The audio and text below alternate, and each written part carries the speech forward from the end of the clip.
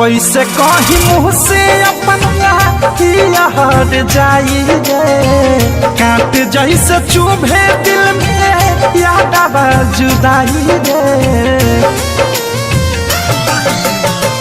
कैसे कही मुँह से अपन यार जाई रे, कांट जैसे चुभे दिल में याद जुदाई रे।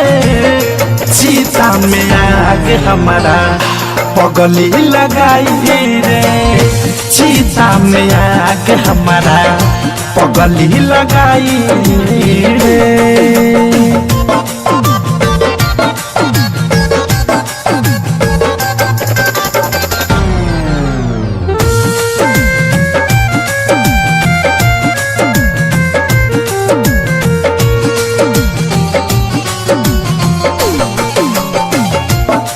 दिल जमाना बादी वाला के न सुनाता, यही से मन हमार मोतवे के चुनाता।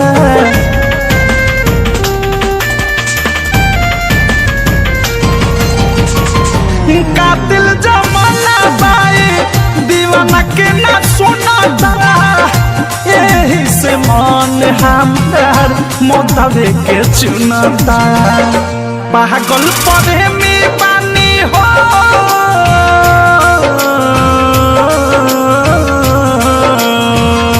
पागल प्रेमी बानी नहीं सुनवाई रे।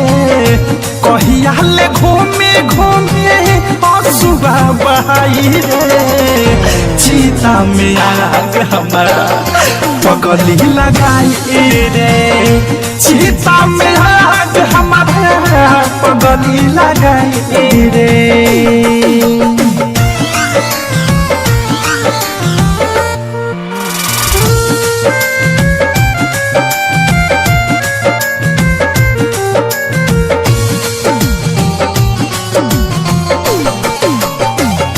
जिंदगी के आंगन में भइल अंधेरा, सोचल रहनी संगे ओकरा ले हम साथ फेरा।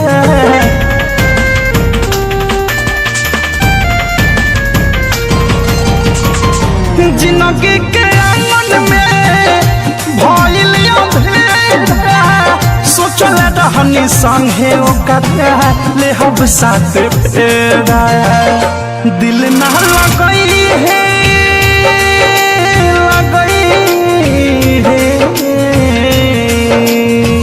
कहले मन मोही संगे हमसे अधिक भाई रे। दिहल अनुरागा प्रेमी के फसाई रे, सीता में आग हमारा पगली लगाई रे, सीता में आग हमारा पगली लगाई रे। कैसे कही मुँह से अपन यार जाई रे, कांट जैसे चुभे दिल में याद जुदाई रे। सीता में आग हमारा पगली लगाई रे, सीता में आग हमारा पगली